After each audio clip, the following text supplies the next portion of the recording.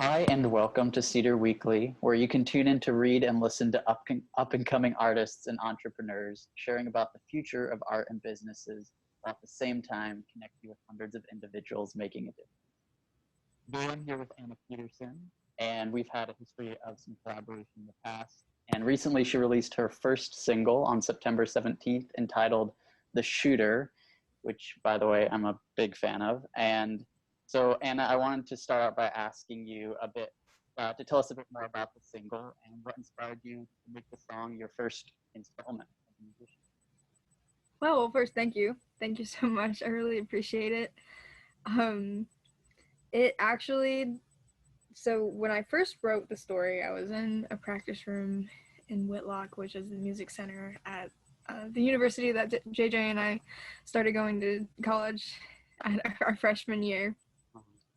And I had talked to my instructor. I was supposed to go for an audition, but I didn't feel like any of the songs that I had written thus far was, worth my time, represented me as an artist well enough. And so I went and I locked myself in a practice room, and I think that I wrote it in an hour. And 2 days later, I performed it. It was the first original that I had performed. So that was the motivation behind the song. But the inspiration was, it was a point in my life, just as any college freshman, where I didn't really know if I was making all the right decisions.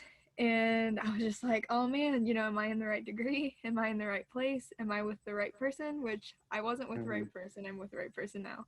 But just all those thoughts were running through my head, and it was just a really emotional time. And I came across a passage in the Bible. It's Proverbs 16:33 that says, whoever, you may roll the dice, but only the Lord knows how they fall. Where it's talking about, you can make whatever decision that you want to make, but God in the end knows where you're supposed to be going, what you're supposed to be doing. And so that calmed me a lot and made me realize that I needed to just chill out and just do what I was supposed to be doing, be the best person that I can be, and then everything would work out in my favor. Yeah, wow. Yeah, that's a great explanation. And I was curious about your motivation, is particularly behind the lyrics, and so yeah, that's really fascinating. But I'm also curious, just because since this was your first kind of major production in terms of recording a song, did you find a certain part of the process to be particularly difficult? And was there a reason behind why it's taken till now for you to release your first single, or was that like a conscious choice of yours? So I think, well, one, I wasn't really ready to release anything yet, because I've really only been singing and writing music for about 4 years.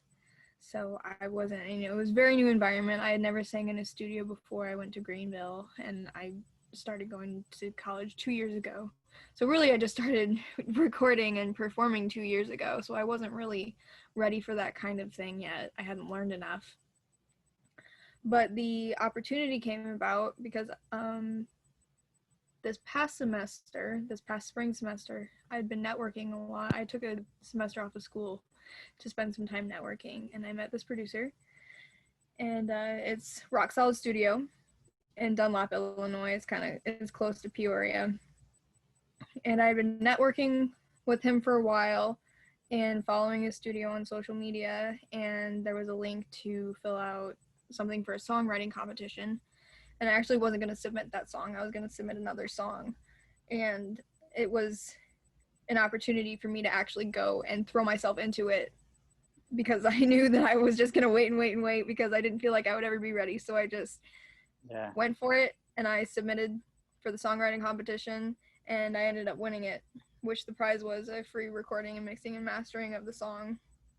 Wow. But yeah, really the reason why I waited so long was because I wasn't ready for it, and I didn't think that anything that I did in the student studio would be up to my standards to actually release, because I had very, very talented people that I was working with, but if it's only my name on it, then I want it to sound exactly the way I want it to sound, you know?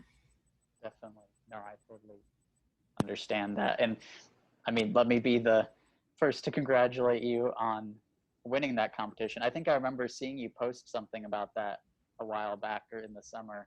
So that's I didn't realize that that was what that the shooter was the product of that. That's really cool. Yeah. And actually, one of the questions I wanted to ask you was how do you feel like, because I know, like you said, you started out really performing when I was at Greenville for the year that I was. I know that you were probably the person, if you weren't the most often performing artist, you were probably the second most performing artist. Like, but you did a ton of performances compared to all the other musicians that were, you know, in a band or an artist or whatever. So I was wondering how you found the studio recording process to differ from your experience as a live. Wow. Um, there's definitely a lot of different pressures when it comes to performing live versus being in the studio, which is what you're asking, right? Yeah, yeah, Yeah, okay. I just wanted to make sure. Um, live, you, in a way, it's more flexible with getting it right. You know, if you're live, you're going to perform it 5 or 6 times, you know, because you're going to have 5 or 6 shows in a span of a year, at least this early in the game. And, you know, you have a lot of opportunities to make an impression. But when you're in the studio and you release a song, that's your one way to make an impression. You know, there's not multiple times that you can try it again and, you know, keep learning. But it's in the studio where you're gonna, you know, you have to create the best product, and you don't want to leave until it's the way that you want it. With live, I mean, if you make a mistake, you just have to keep going. yeah. You know, so there's definitely different pressures, because live, I mean, if you make a mistake, you're gonna be like, oh man, can't believe I did that. But you know, you move on. No, definitely. Yeah, I mean, you've had a lot more experience performing than I have, but yeah, I can imagine that because in the studio, you have so much control that it almost gets to a point of it being a fault where you have the ability to really just keep going and rerunning it, and it gets to the point where Yes. it's exact. Actually, wait. Yeah, it drives my student producer crazy right now, because he's just like, you need to stop taking so many takes, because for my vocals in the last song, I think there was like 50 different vocal takes Oh my that we did. And you know, after that session, I was like, maybe I just need to chill out a little bit. So it's still definitely a learning process. Wow. Yeah.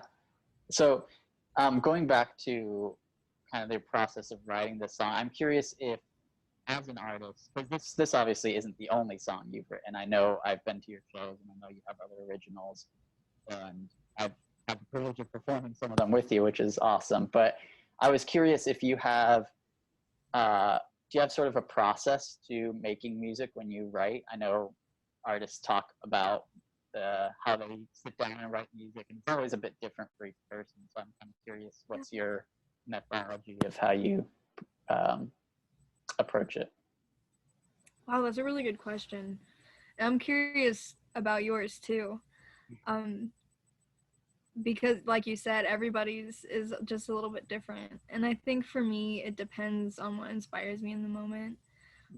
I've written licks before, and then wrote melodies and chords and lyrics over top of that. But I think, and I mean, people will send me tracks too, and then I will write a lyrics and a melody over top of that, which I really enjoy doing, is collaborating with people, especially producers that are able to make their own tracks and able to make their own beats and send it to me and say, hey, write something over this. That's one of my favorite things to do. It's so fun. But when it comes to my own personal songs, typically I will wait till I get so emotional that I can't hold my words in anymore, and then they come out way more honest. Yeah, yeah, So I just kind of let it build up, and it just flows out of me. I'll find a chord progression that really makes me feel something, and then I'll just let the words flow. Yeah, no, I can definitely relate to that. I won't dive into my whole process right now, but I can definitely relate to the experience of using your personal emotions at the time to really, like, those are sometimes the most productive writing sessions, are when you're Yeah. And overwhelmed. yeah, I've definitely found that when I go through the roughest parts of life, that's when the good songs come out. Yeah, isn't ironic? I can never write good songs if I'm in a good spot. Like it's a little crazy, but Wow. that's where you find the inspiration. Like that's the pain, that's the emotion, that's part of life, and that's where those are the things that need to be talked about and expressed, and those are the things that are going to help people. I mean, if you're just talking, there's an appropriate time for every song. Some people just need to hear that somebody else is happy, so they'll listen to a happy song. And some people need to hear that somebody else is going through pain. And that is something that one of my goals, even in songwriting, is that when I'm going through pain, write it down in order to help somebody else in the future hear that and know that they're not the only person that's going through pain. Wow, that's a really good point. I completely agree. I think that's the ultimate goal of writing honestly, because yeah, I mean, you can look at it as a curse as a writer, that it's in these horrible times that you produce the best lyrics and songs. But I think you're right that it's also the most, it gives the most life to a song for it to be given to someone else, for them to kind of take it into their own lives and apply it. So I'm actually curious as well if you have any inspirations when it comes to writing, or just otherwise music in general. Do you have people you kind of have looked to as and drawn kind of ideas from as a writer? Yeah. Oh my goodness. So, I am, and if you listen to the shooter, you would know. I mean, I know you've listened to it, but Oh yeah. the people who are watching this, it's a very, it's a very, it's a very acoustic song. Like it's very acoustic driven, and however, my influencers when it comes to lyricism, when it comes to creativity, when it comes to sound, like it with expression, I should say expression instead of sound, are AJR, it's John Bellion, it's Hobo Johnson, it's Demi Lovato, which none of those people are really acoustic at Yeah, that's all. interesting. Like I draw way more from lyricism and how much, like, what the song means rather than what the song sounds like, because whatever it sounds like is just going to be what I create. What's easy for me to create, what's available to me, what I prefer my song to sound like. But when it comes to inspiration with lyricism and melody and new fresh ideas and creativity, I always like to listen to the John Bellion, Hobo Johnson, AJR, and Demi Lovato. They're all just fantastic artists and lyricists. Wow. Yeah. No, that's really interesting. Yeah, that those are your inspirations. I mean, they're great artists, but I find that as well, that oftentimes we draw inspiration from artists that lie well outside of our comfortable genre range. Yeah. You can learn a lot from different musicians that really have nothing to do with your style of music. Mm-hmm. But Yeah. If we're talking about, well, local musicians, even so, I mean, if you've heard um like Benjamin Montney, yeah, like his lyrics as well. Jaren S's lyrics. mm-hmm.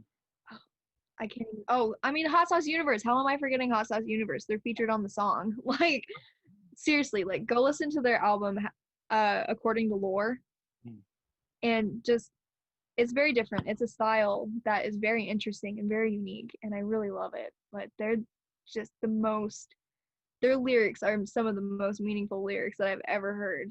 and they're just amazing people in general, and I love them so much. So yes, they are definitely influencers in the local music industry.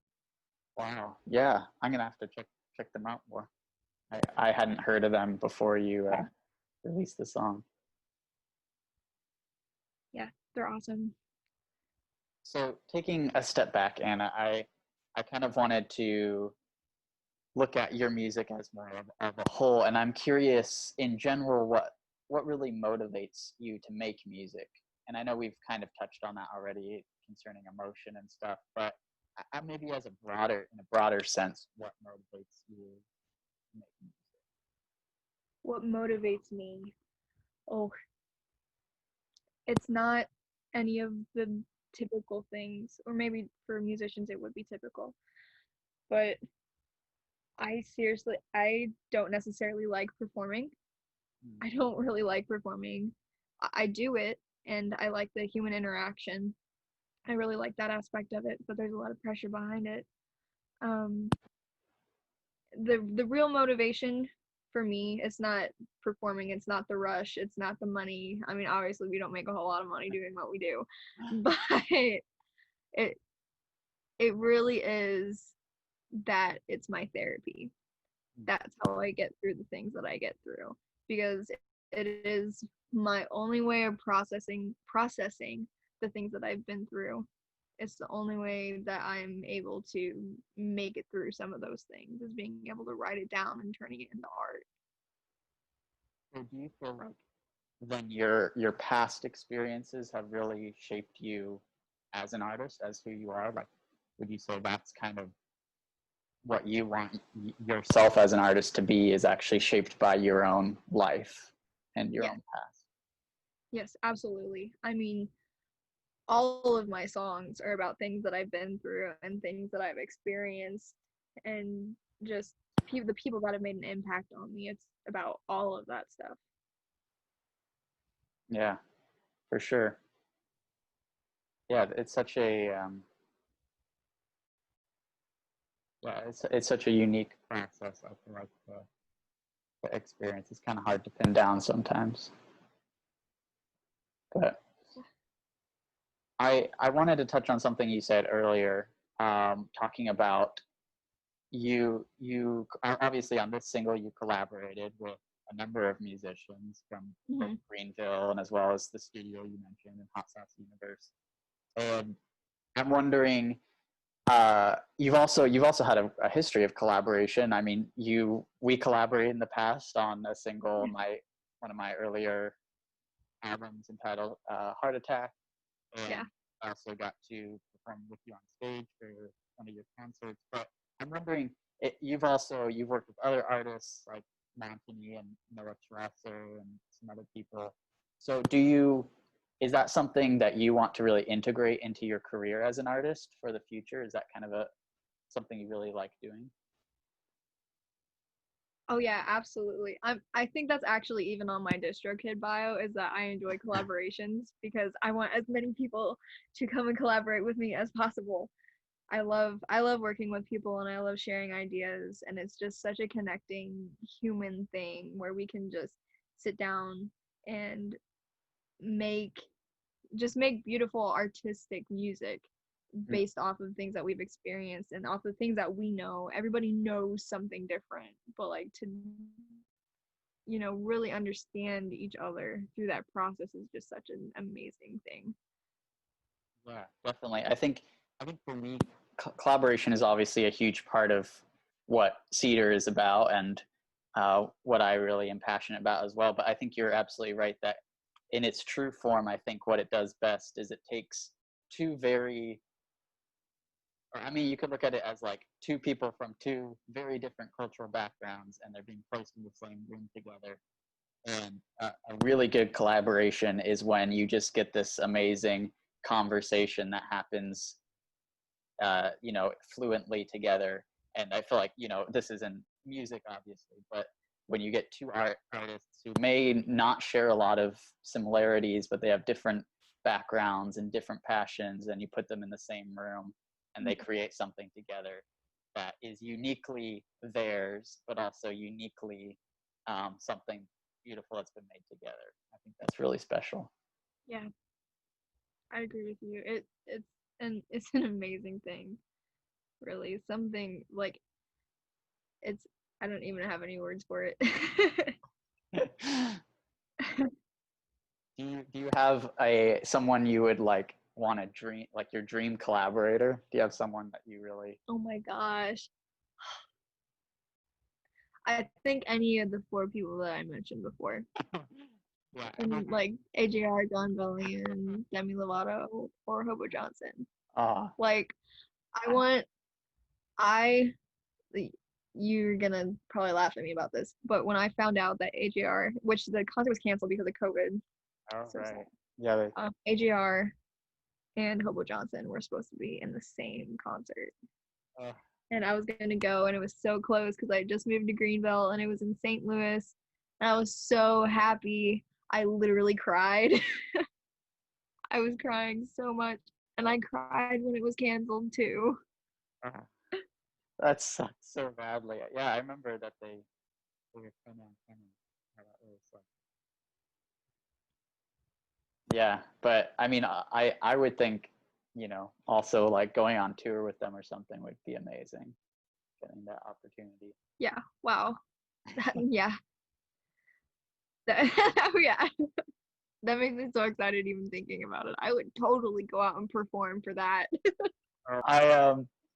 I like obviously again at Cedar I like to promote people's work, and that's really what this is all about, is trying to just give people a platform, because I really think there's a ton of people out there who have ideas and music and art that's worth sharing. So I'm curious though, if you have someone you would like to take a moment to just plug their work and be like, I mean, you already said Hot Sauce Universe, their Yeah. album, so that's definitely one. But do you have anything else that you're just really wanting to plug? Wow. Um, I know that Benji, so his name is Benji Mani. I know that he's Uh-huh. working on a lot of really good stuff lately. He's collaborating with a lot of people too. Um, He's actually on the show again, next. Hot Sauce Universe. So. What was that? I said, and he's actually on. I'm going to be interviewing him next week as well, so we'll get to hear about Oh, awesome. his new Perfect. album. Yeah. Awesome. Good. I'm so glad. Um, yeah. Any of the artists, if you hadn't heard of any of the artists that I had mentioned in this whole interview, definitely check them out. They're very inspirational. Um, can't think of anybody else at the current moment, but really Hot Sauce Universe is at the top of the list. Yeah. No, I'm definitely going to go check them out. I'm always a fan of listening to new music. So, yeah. So, lastly, Yeah. the last section I kind of want to do is it kind of really has to do with 2020, the fantastic year we've had. But I kind of Yeah. want to make this a continuing segment throughout my interviews, and just asking a few questions regarding the current time we live in this past year. And so I wanted to ask you, first of all, I, I know it's been very challenging, obviously, for the music industry with COVID-19 and how it shut down the I'm whole. sorry, you're cutting out. Sorry, I know that with COVID-19, the whole performance industry has really had to shut down, and it's been really hard for artists during COVID-19. So I was wondering, how do you personally stay afloat as an artist during these times? Do you have any advice or things you found helpful? Personally, how COVID 2020 affected me. Yeah, or any ways you've been able to stay afloat and like, yeah, I don't know, help other artists out during this time. Okay, yeah, for sure. Um, I was pretty fortunate in that I was just kind of getting started going out and gigging and doing live shows and networking and things like that. So I I mean it's like when you're not too far into a project, it's not hard to stop. But I did know a lot of other musicians who were, seasoned and working through it, and that was their full-time job. Yeah. And I know that it's been a struggle for a lot of the musicians that I've been working with. Um,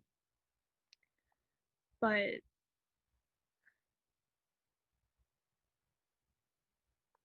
I don't know. You just kind of see all over social media how people are realizing how important art is and realizing how much of an impact local musicians and local artists make on the community, because it's such a boring event if you don't have music there.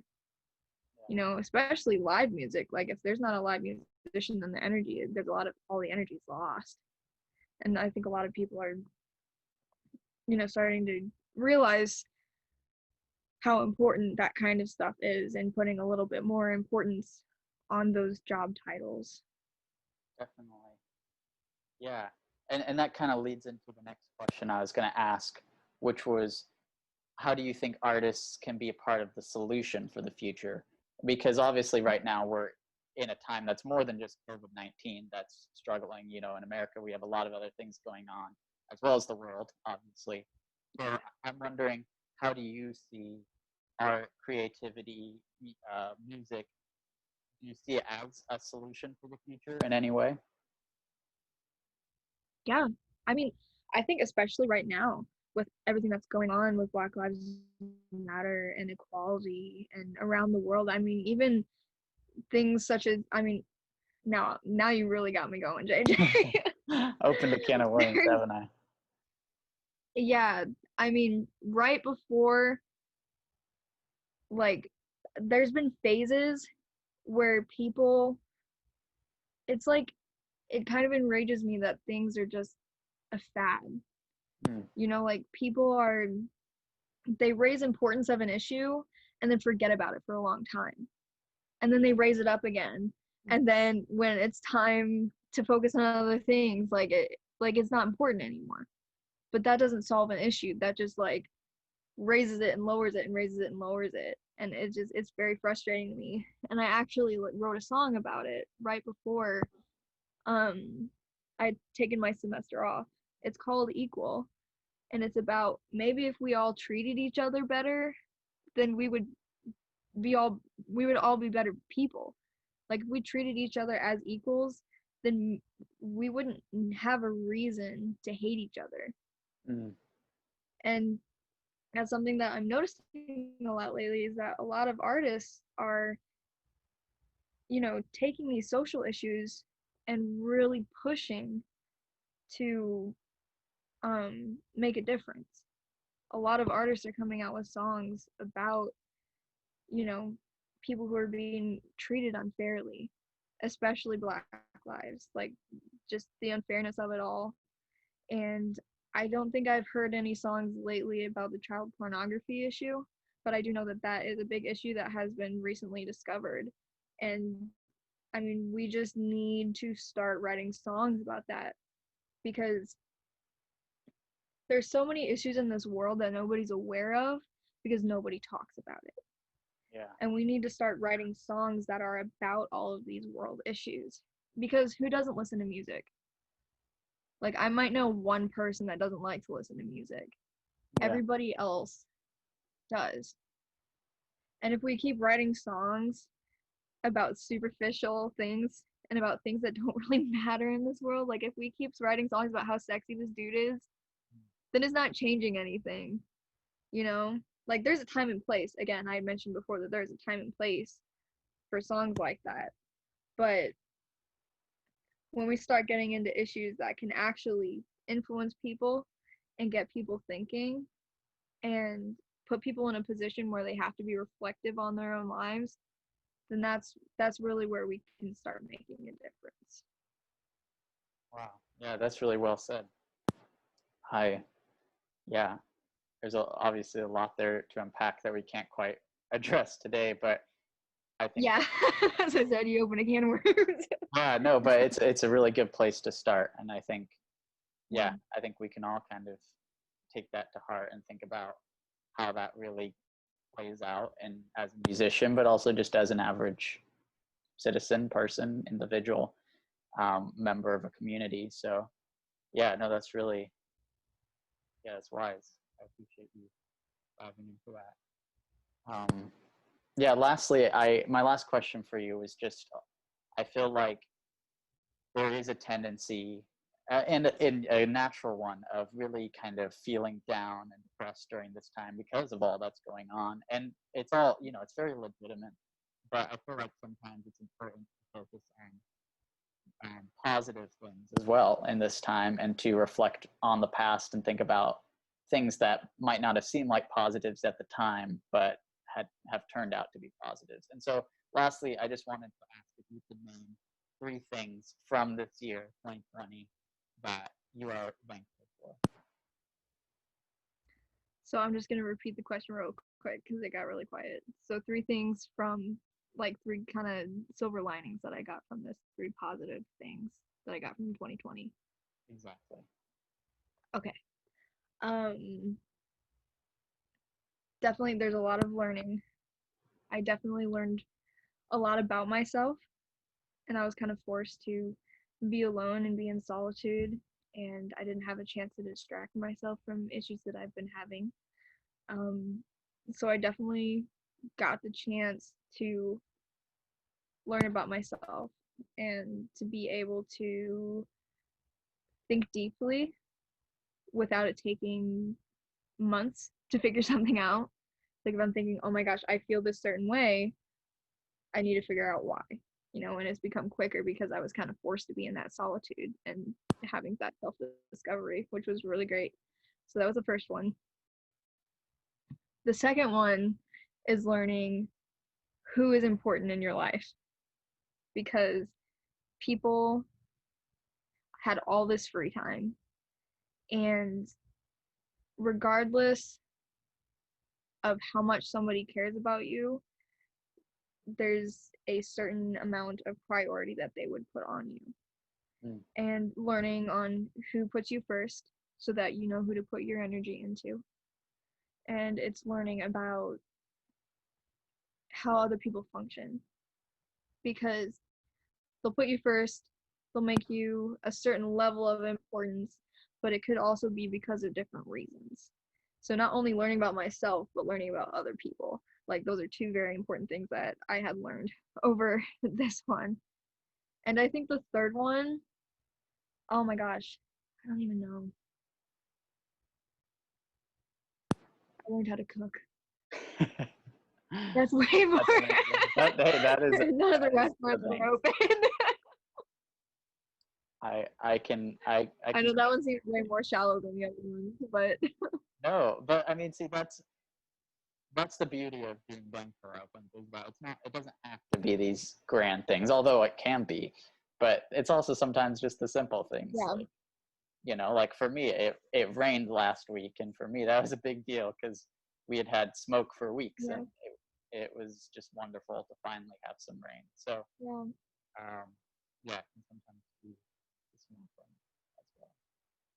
Well, thank you, Annah Peterson, for your honest and insightful answers. And again, I am a huge fan of your new single, and you'll be able to find a link to the music or the audio video below.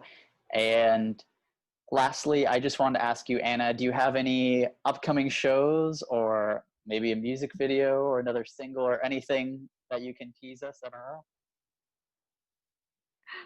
I'm working on a few different things right now, but I don't know, it might be a little while before something else is released, but there's definitely a lot of writing going on. All right. That's awesome. And do you have a way that the audience can get into contact with you? Yeah, I have an Instagram and I have a Facebook. It's called Anna Elizabeth Music.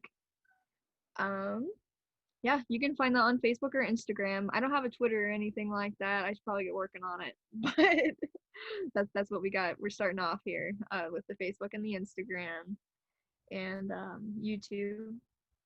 Yeah. You can go The on. new single is on, what is it, YouTube? Is it on Apple Music as well? Yeah, it's on Apple, Spotify, YouTube. It's on Amazon as well and Google Play. So it's on all the big platforms. Yeah. And again, I'll put the links down below. But yeah, thank you again, Anna. It's been such a privilege. And thank you for joining us on week 1 of Cedar Weekly. And we will see you next week for another exclusive interview with up and coming musician Montany, who we've been talking about. But see you next time and have a great rest of your week.